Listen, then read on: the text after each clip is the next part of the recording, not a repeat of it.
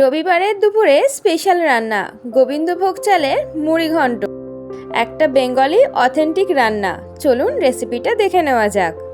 প্রথমে কাতলা মাছের মাথা নিয়ে নিয়েছি আমি, ভালো করে ধুয়ে এর মধ্যে লবণ আর হলুদ কিছুটা ভালোভাবে মাখিয়ে নেব। আমি এখানে কাতলা মাছের মাথা দিয়ে করেছি। কাতলা মাছের মাথা যেমন বড়ও হয় তেমনি স্বাদেও বেশ সুন্দর। আপনারা চাইলে রুই মাছের মাথা ব্যবহার করতে পারেন। এবার 1 কাপ মতো নিয়ে নিলাম আমি গোবিন্দভোগ চাল। চালটাকে ভালোভাবে ধুয়ে নেব। এবার কড়াইতে দিয়ে দেব বেশ খানিকটা মতো সর্ষের তেল, কারণ মাথাটা ভাজতে হবে। তেল গরম হয়ে এলে মাথাগুলো দিয়ে আমি লাল লাল করে ভেজে নেব। আমি এখানে হাফ মাছের মাথা নিয়ে নিয়েছি। মাছের মাথাগুলো ভাজা হয়ে গেছে। এরপর একটা বাটিতে আমি তুলে নেব।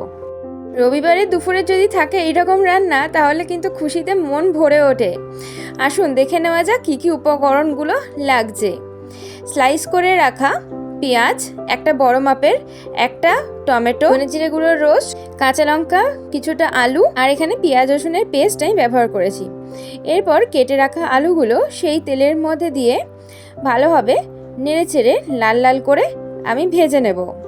আপনাদের সবার বাড়িতে রবিবারের দুপুরে কি স্পেশাল মেনু হচ্ছে অবশ্যই কিন্তু কমেন্ট বক্সে আমাকে জানাবেন। দেখুন, কথা বলতে বলতে আলুগুলো ভাজা হয়ে গেল। এবার আমি একটা বাটিতে আলুগুলো তুলে নেব। এরপর দিয়ে দেব সেই তেলের মধ্যে হাফ মুন স্লাইস করা পেঁয়াজগুলো। একটা বড় মাপের পেঁয়াজ আমি নিয়েছি। এরপর এর মধ্যে দিয়ে দেব আদা রসুনের পেস্ট, একটু বেশি পরিমাণেই দেব। আমি এখানে 2 চা চামচ মতো আদা রসুনের পেস্ট ব্যবহার করেছি। এরপর এটাকে ঢাকা দিয়ে ভালোভাবে ভেজে নেব। আমাদের বাড়িতে সবাই কিন্তু মাছের মাথা খেতে বেশ পছন্দ করে, তাই মাছের মাথার বিভিন্ন রকমের রেসিপি হতেই থাকে। দেখুন, পেঁয়াজ রসুনটা এইভাবে ভাজা ভাজা হয়ে এলে এর মধ্যে টমেটো যেটা স্লাইস করে রেখেছিলাম সেটা দিয়ে অল্প একটু ভেজে নেব। আর দিয়ে নেব কিছুটা পরিমাণে স্বাদ মতো লবণ, আর দিয়ে নেব হলুদের গুঁড়ো, আর কাশ্মীরি লাল লঙ্কার গুঁড়োটা দিলাম খুবই অল্প পরিমাণে।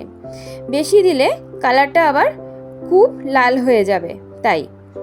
এরপরে সব উপকরণগুলো ভালোভাবে আমাদের কষিয়ে নিতে হবে।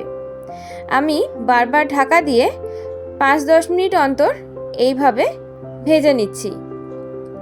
জল দেব না, পেঁয়াজের রস আর টমেটোর রসেই পুরো মশলাটা কষিয়ে নেওয়া হবে। এরপর দিয়ে দিলাম 2টো তেজপাতা। তেজপাতাটা আমি ফোড়নে দেইনি। আর দিয়ে দিলাম কিছুটা পরিমাণে কাঁচা লঙ্কা, আর গোবিন্দভোগ চাল আর আলুগুলো দিয়ে ভালোভাবে মশলার সঙ্গে এইভাবে মিশিয়ে নিতে হবে। তাহলে চালটার মধ্যে সমস্ত মশলার ফ্লেভার চলে আসবে আর খেতেও খুব টেস্টি লাগবে। আর হ্যাঁ, তেজপাতাটা ফোড়নে কেন দেইনি, ডাইরেক্ট এই মশলার মধ্যে দিয়েছি সেটাও বলে দিচ্ছি। তেজপাতার যে সুন্দর গন্ধ আছে সেই গন্ধটাও কিন্তু এর সঙ্গে মিশে যাবে। এরপর মাছের মাথাগুলো দিয়ে আমি এইভাবে মাছের মাথাগুলো ভেঙে ভেঙে দেব। এরপর এর মধ্যে ধনে জিরে গুঁড়ো যেটা আমি রোস্ট করে বেটে নিয়েছিলাম সেটা দিয়ে দেব।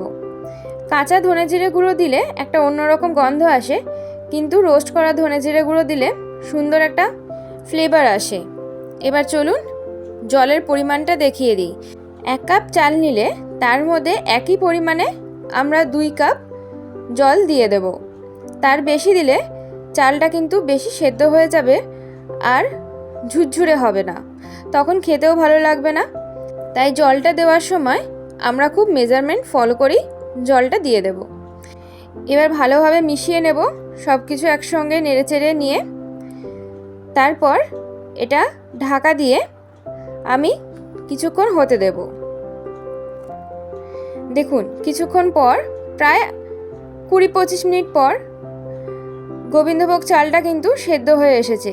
এমনি গোবিন্দভোগ চাল সেদ্ধ হতে বেশি সময় নেয় না, তাড়াতাড়ি হয়ে যায়। এরপর আবার একটু ধনে জিরে গুঁড়ো উপর থেকে এইভাবে ছড়িয়ে দেব। আর দিয়ে দেব কিছুটা পরিমাণে লবণ। লবণটা আমি আগেও দিয়েছিলাম, একটু কম হয়ে গিয়েছিল, তাই আরেকটু দিয়ে এটাকে ভালোভাবে নেড়ে চেড়ে নেব। নেড়ে আর একটু ঢাকা দিয়ে আমি এটা হতে দেব। উপর থেকে টেস্টটা অ্যাডজাস্ট করার জন্য একটু চিনি দিয়ে দিলাম, আপনারা চাইলে এটা স্কিপও করতে পারেন।